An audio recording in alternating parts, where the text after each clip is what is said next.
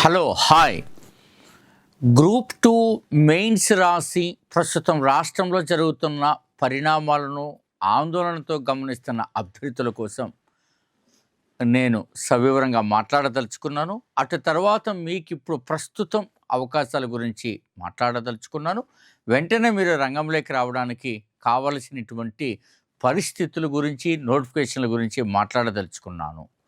Group 2లో మీకు అందరికీ తెలుసు, ఈ రోజున మనం కోర్టు కేసులు, రోస్టర్ కేసు, డివిజన్ బెంచ్, రకరకాల వ్యవహారాలు మనకి ఉన్నాయి. ఇది ఆంధ్రప్రదేశ్ హైకోర్టు తోటే ఈ కేసులు అవుతాయని నేను అనుకోవడం లేదు. ఇది ఫర్దర్ అత్యున్నత న్యాయస్థానానికి కూడా వెళ్ళేటువంటి అవకాశం కనపడుతుంది. ఈ పరిణామాల నేపథ్యంలో మనం అందరం గమనించాల్సింది, ప్రభుత్వం యొక్క దృక్పథం ఏది ఏమైనప్పటికీ మనకు ప్రస్తుతం అటు జాబ్ క్యాలెండరు మాట కూడా ప్రభుత్వం మాట్లాడలేనప్పటికీ మనకున్నటువంటి పరిస్థితుల దృష్ట్యా మనం కొత్త అవకాశాలను చూసుకోవాలి వెంటనే. రెండోది, వెంటనే మనం ఇతర అంశాలపైన కూడా ఫోకస్ పెట్టాల్సి ఉంటుంది. మీలో చాలామంది సంవత్సరాల తరబడి చాలా ఖర్చు పెట్టుకొని, చాలా శ్రమపడి ఈవేళ త్రిశంకి స్వర్గంలో మనం ఉండిపోయాం. అటు అభ్యర్థులు, ఇటు మీకు పాఠాలు చెప్పే మాలాంటి ఎక్స్పర్ట్స్ ఆర్ ఫ్యాకల్టీలో ఆచార్యులు ఒక రకంగా బానిసలతో సమానమేమో అని నేను అనుకుంటున్నాను. మనం ఎప్పుడో ఏదో ఒక పాపం చేశామేమో, అందుకే మనం ఇప్పుడు ఆంధ్రప్రదేశ్లో ఈ పరిణామాలను ఎదుర్కొంటున్నామేమో నాకు అనిపిస్తుంది. వరుసగా కొన్ని సంవత్సరాల తరబడి మీరు, మేము దానిపైన దృష్టి పెట్టిన తర్వాత దాని అంతిమ ఫలితం అనేది గాల్లో దీపంలా ఉండడం అనేది ఒక దురదృష్టకరమైనటువంటి పరిణామం. సో దీని నుంచి మనం బయటికి రావాలని నిన్న కూడా ఒక వీడియో చేశాను. ఎప్పటికప్పుడు నేను చెప్తాను దీని గురించి. కాబట్టి ఇందులో ఉన్నటువంటి అవకాశాలు మనకు ఏ రకమైనటువంటి పరిస్థితులు వచ్చినా మనం ఎదుర్కొని, మనం ఇప్పుడు మన చేసిన ప్రిపరేషన్లో మీరు లోపాలు సరిచూసుకొని ముందుకు వస్తారని ఆశిస్తూ ఉన్నాను.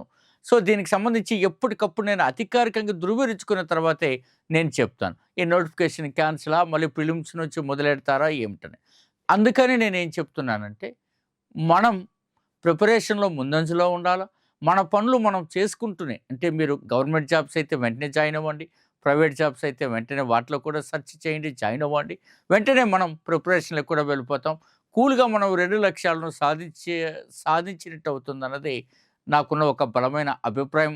అదే నేను మీతో ఈ వీడియో ద్వారా షేర్ చేసుకుంటున్నాను. ఇక నేను మీకున్నటువంటి మన కోర్టు జాబ్స్ చెప్పాను, ఇమ్మీడియట్గా మీరు దృష్టి పెట్టాలా. ఈరోజు ఎండోమెంట్ ఆఫీసర్స్ ఇమ్మీడియట్గా మీరు దృష్టి పెట్టాలి. అలాగే గ్రూప్ 2 ప్రిలిమ్స్ పైన కూడా మీరు దృష్టి పెట్టాలి. రైట్. Endowment officers notification 2025. మిత్రులారా, 2022లో ఈ నోటిఫికేషను వస్తుందని మొట్టమొదటి చెప్పింది నేను. మీరు యూట్యూబ్లో ఫస్ట్ వీడియో నాదే ఉంటుంది చూడండి. అప్పుడు డాక్టర్ కట్టమూరి చంద్రశేఖరన్ గారు శతావధాని, అష్టావధాని వారి యొక్క పర్యవేక్షణలో, వారి బృందం పర్యవేక్షణలో second paper Hindu philosophy and temple సిస్టమ్కు మనం ఇట్లా మెటీరియల్ను రూపొందించి చక్కగా అందించడం జరిగింది. ఆ రోజుల్లో మనకి ఇది ప్రిలిమ్స్లో ఒక పేపరు 100 మార్కులకు Hindu philosophy and temple system, 50 మార్కులకు జిఎస్ ఉండేది. అందులో ప్రిలిమ్స్లో 100కి 90 బిట్లు అప్పుడు మనం సాధించాం. ఈ రకమైనటువంటి పీడిఎఫ్స్ మనం పుస్తక రూపంలో తయారు చేసుకోవడం వల్ల ఇది మహాభారతం పీడిఎఫ్ సేమ్ అట్లాగా బిట్లు పడ్డాయి పక్కన చూస్తే. అలాగే మెయిన్స్లో 152 బిట్లు మనం ఈ పుస్తకాల ద్వారా సాధించాం, ఇందాక చూపినట్టుగా. ఎందుకు 152 వచ్చాయి? అటు జనరల్ స్టడీస్లో కూడా ఎండోమెంట్ బిట్లు ఇవ్వడం మూలాన ఎండోమెంట్ పేపరు ప్లస్ జిఎస్లో కూడా ఎండోమెంట్ బిట్లు ఇచ్చారు, అందువల్ల 152 బిట్లు మనకు వచ్చాయి. లేకపోతే మీకు పేపర్ 150కే కదా, 152 ఎలా వస్తాయి అనే ఒక అనుమానం వస్తుంది కదా, అందుకని క్లారిటీ ఇస్తున్నారు. రైట్ మిత్రులారా. సో కాబట్టి ఇలాగే మనం ప్రయత్నాలు గట్టిగా చేయాలి. కాబట్టి దాని సిలబస్ను ఒకసారి మాట్లాడతాను, దాన్ని ఎలా చేయాలో చెప్తాను. మీరు సీరియస్గా ముందుకెళ్ళడానికి మనం ఒక ప్రయత్నం చేద్దాం. మళ్ళీ తర్వాత నేను ఏం జరుగుతుందో దాని గురించి వివరిస్తాను. సిలబస్ పేపర్ 1 జనరల్ స్టడీస్ మీకు అందరికీ తెలుసు, మళ్ళీ ఇది నేను చెప్పక్కర్లా, ఆల్రెడీ మీకు తెలుసు. నేను మళ్ళీ దీని గురించి రెండోసారి నెక్స్ట్ వీడియోస్లో చెప్తాం. నా పేపర్ 2 మనం డిస్కస్ చేస్తే so Hindu philosophy and temple system అనే పేరుతో వాడు ఇచ్చాడు. ఫస్ట్ టైం మనం దాన్ని సిలబస్లో అప్పుడు నేను తయారు చేసి ఇచ్చింది. ఇందులో 12 చాప్టర్స్ ఉన్నాయి. ఒకటి రామాయణంలోని పాత్రధారులపై ప్రాథమిక అవగాహన, రామాయణంలో ప్రస్తావించిన రాజ్యాల పేర్లు, రామాయణంలో ప్రస్తావించిన స్థలాలపై ప్రాథమిక అవగాహన. అందులో చాలా మంచి మంచి బిట్లు చాలా చక్కగా ఇచ్చాడు. నేను మరొక వీడియోలో అది పూర్తిగా వివరిస్తాను. అలాగే సెకండ్, మహాభారతంలోని పాత్రధారులపై ప్రాథమిక అవగాహన, మహాభారతంలోని పర్వాలు, మహాభారతంలో ప్రస్తావించిన రాజ్యాల పేర్లు, మహాభారతంలో ప్రస్తావించిన స్థలాలపై ప్రాథమిక అవగాహన. అట్లా అది కూడా అడిగాడు. ఈ 2 మీకు బయట చూస్తే ఉద్గ్రంథాలు కనపడతాయి, కానీ వాటిని సరిచేసి వాటిని మన అవధానుల గారు డాక్టర్ కట్టమూరి చంద్రశేఖరం గారు వారి బృందం గొప్పగా మనకు తయారు చేసి ఇచ్చారు, చూసింటారు రామాయణంలోని పాత్రలు ఎట్లా. అలాగా మన కర్ణుడు ఏదనుకుంటే ఔధేయుడు అని ఎట్లా ఆయనకు పేరు వచ్చింది అని అదేదో ఒక బిట్ అడిగాడు. అది అలాగే ఇక్కడ సార్ ఎట్లా రాసాడో అదే రకంగా మనకు ఇక్కడ ఇవ్వడం జరిగింది. ఇది కర్ణుడు దాంట్లో.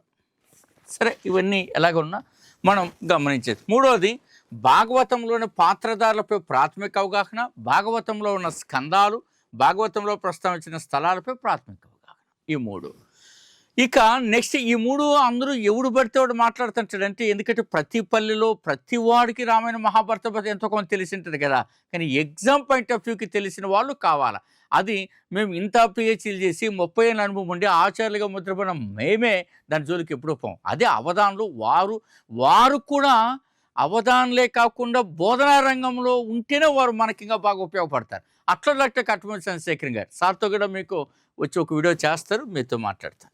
నెక్స్ట్, హిందూ పురాణాలపై ప్రాథమిక అవగాహన, వివిధ హిందూ పురాణాలు, హిందూ పురాణ ప్రసిద్ధ స్థలాలపై ప్రాథమిక అవగాహన. అది అయిపోయిన 5వ చాప్టర్ ఇక్కడి నుంచి ఇంక స్టార్ట్ అవుద్ది, మీకు ఇంకెక్కడ కనిపించదు. దేవాలయాలు, ఆగములు, హిందూ శాస్త్రాలు, వివిధ ఆగములు 5వ చాప్టర్ కింద. ఇందులో మళ్ళీ మనకి ఏమి ఇచ్చాడు, వైష్ణవంలో వైకాసనం, పంచారాత్రం, చెత్తాడ శ్రీ వైష్ణవం. శైవంలో మళ్ళీ ఏమి ఇచ్చాడు, సమర్థం, ఆదిశైవ, వీరశైవ, జంగమ, కపాలిక. 3 స్త్రీ దేవతలు, సక్తేయం. 6 హిందువుల పండుగలు, భారతదేశంలో వివిధ ప్రాంతాల్లో జరుపుకునేవి, శాస్త్రీయ లలిత కళలో ఆవిర్భావం. దీనిపైన మనం ఆ అద్భుతమైనటువంటి బుక్ హిందూ పండుగల్లో మనం చేయించాం. సో దీన్ని మరొక ఆచార్యుల వారు తీసుకొని దీన్ని రాశారు. హిందువుల పండుగలు ఎట్లా అంతా కూడాను. సో చాలా పండుగలు, దాదాపు 40 నుంచి 60 పండుగలు ఎన్నో సెట్ చేయించాను నేను. రైట్, మీరు ఇంకా మరొకసారి గమనిస్తారు. 7 వైదిక సంస్కృతి యజ్ఞములు, వైదిక సంస్కృతిలో యజ్ఞములు, వేదాలు, ఉపవేదాలు, ఉపనిషత్తులు, జీవితంలో వివిధ దశల్లోని ధర్మాలు, అవి మౌన్. ఇది హిస్టరీలో కొంత కలుస్తుంది. 8 హిందూ మతంలోని వివిధ తత్వాలు, యోగులు, ఆళ్వార్లు, వైష్ణవ గురువులు, నాయనార్లు, శైవ గురువులు, ఆది శంకరాచార్య, రామానుజాచార్య, మధ్వాచార్యులు, బసవ. ఇవి మనకు వాళ్ళ గురించి. ఇది కూడా హిస్టరీలో నేను అద్భుతంగా మీకు రాసి ఇచ్చాను. అది ఈ 9 హిందూ సమాజంలో కుటుంబం, దత్తత, వారసత్వం. ఇది నేను సెక్రటరియట్ నుంచి ఆ బుక్ను కలెక్ట్ చేసుకొని దాంట్లో నుంచి ఇవన్నీ తెచ్చి వాటికి సంబంధించి ఇవన్నీ రాసి సెక్షన్లతో సహా రాసి అవన్నీ మీకు అందించడం జరిగింది మిత్రులారా. అప్పట్లో హిందూ సమాజంలో కుటుంబం, దత్తత, వారసత్వం ఇవన్నీ అండర్లైన్ చేసేయాలండి వచ్చిన బిట్లంతా. రైట్, నెక్స్ట్ మీరు గమనిస్తారు మిత్రులారా, 10 దేవాలయాల యొక్క ఆదాయ వనరులు మరియు స్వచ్ఛంద సంస్థలు నిధులు కేటాయింపు. సెక్షన్ 57 ఎండోమెంట్ చట్టం 3087. ఇది ఎండోమెంట్ దీంట్లో నేను తీసుకొని అదంతా చట్టం అంతా అధ్యయనం చేసి పరీక్షలకు తగ్గట్టుగా దాంట్లో రాయడం జరిగింది. ఇవంతా ఆదాయం ఎట్లుంటే ఎట్లా పర్టికులర్ ఇవంతా కూడా పర్టికులర్గా నాకు తెలిసిన ఉన్నతాధికారులతో మాట్లాడే వాళ్ళతో కూర్చొని ఎంత వస్తుందో డిస్కస్ చేసి మరీ రాసింది. నెక్స్ట్ 11 కార్యనిర్వాహక అధికారుల విధులు, ఈఓ. సెక్షన్ 29 ఎండోమెంట్ చట్టం 30/87. 12 భూమి రికార్డులపై ప్రాథమిక అవగాహన, దేవాలయాల భూములు, ఆర్ఓఆర్ అంటే రికార్డ్ ఆఫ్ రైట్స్ అంటారు, పట్టాదారు పాస్ పుస్తకాల చట్టం. తర్వాత సెక్షన్ 75 నుండి సెక్షన్ 86 వరకు ఎండోమెంట్ చట్టం 30/87. ఇవి దీంట్లో మనం ప్రత్యేకించి తయారు చేయడం. రైట్, ఒక ఉదాహరణ కూడా నేను చెప్పబోతా. మీరు చెప్పబోయే ముందు మీకు అందరికీ తెలుసు కదా, మన గ్రూప్ 2లో కూడా మెయిన్స్లో మనం పేపర్ 1, సో పేపర్లో ఓన్లీ ఏపీసీలో కొన్ని బిట్లు ఈజీగా ఉన్నాయి, బిట్టు రావడం అనేది గ్రేట్ కదా, 140+. తర్వాత పేపర్ 2లో 110 మోస్ట్ ఇండైరెక్ట్ అని నేను ప్రత్యేకంగా ఎందుకు చెప్తా అంటే కాన్సెప్ట్లో అర్థం చేసుకుని రాసేట్టు ఉంటాయి కాబట్టి. ఇంత సక్సెస్ ఎందుకు వచ్చింది? ఓపిక ఇట్లా తయారు చేయడం వలన. చూడండి, హిందువుల పండుగల్లో ఏరువాక పున్నమి అనేది ఒకటి తీసుకొని చెప్పాం. భారతీయ సంస్కృతికి, జీవన విధానానికి మూలస్తంభం లాంటిది వ్యవసాయం. ఆ రోజుకి ఈ రోజుకి కూడా రైతులు కృతజ్ఞతతో జరిపే పండుగ ఏరువాక పున్నమి. దీనికే హల పూర్ణిమ, కృషి పూర్ణిమ అనే పేర్లు ఉన్నాయి. అక్కడ వరకు బిట్ రాదు. ఎక్కడ వస్తుందంటే ఇప్పుడు చూడండి, ఉత్తర భారతదేశంలో దీన్ని వృషభ యజ్ఞం అని పిలుస్తారు. దీన్ని కర్ణాటకలో కారణి పబ్బం అని పిలుస్తారు. అది బిట్ అవుతాయి. ఇక్కడ ఇచ్చారు కదా ఇది. నెక్స్ట్ మిత్రులారా, వరాహమిహిరుడు రచించిన బృహత్ సంహితలో పరాశరుడు వ్రాసిన కృషి పరాశరంలో దీని ప్రస్తావన ఉంది. ఈ రెండు చాలా ఇంపార్టెంట్. బృహత్ సంహితలో ఈ ఉన్న పండుగ గురించి ఎక్కడ ప్రస్తావించిన అడగచ్చు, లేక కృషి పరాశరం ఎవరు రాశారని అడగచ్చు, పరాశరుడు రాశారు. నెక్స్ట్ అధర్వణ వేదంలోనూ ఆనడుస్తవం అనే పేరుతో ఒక ఉత్సవం జరపాలి, ఇది కూడా బిట్టెడతారు. ఇట్లా మీకు సో ఇవన్నీ మీరు చేయాలనుకున్నప్పుడు చూడండి, 8074940030కి మీరు డెమో పీడిఎఫ్కి పెట్టండి. మంచి పీడిఎఫ్ పెడతారు, వాటి ప్రకారం మీరు చదువుదురు. మళ్ళీ ఊరికే ఖాళీగా గడిపేసి నెక్స్ట్ నోటిఫికేషన్ వచ్చిన తర్వాత టెన్షన్ పడద్దండి. నోటిఫికేషన్ వచ్చే సమయానికి మీరు సిలబస్లు పూర్తి చేసుకుని రివిజన్ చేయాలా. గతంలో లాగా ఏళ్ళకేళ్ళు పట్టే అవకాశం ఇంకా లేదు. ప్రభుత్వం పైన తీవ్రమైనటువంటి ఒత్తిడి కూడా ఉంది. ఇప్పటికే మనం కూడా ఆ దిశగా ప్రయత్నాలు చేయాల్సి ఉంది. ఇది చేయండి.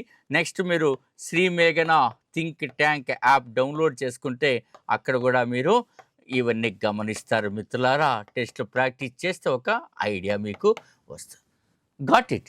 నెక్స్ట్ మీరు చూస్తే ఇక కోర్టు మీకు ఆల్రెడీ రోజు చెప్తున్నాను, నిన్న ఒక వీడియో చెప్పాను, తొందరగా మనకు ఫినిష్ అవుతుంది. ఇందులో మనకు జీకే 40 మార్క్స్, కానీ సిలబస్ ఎక్కువ.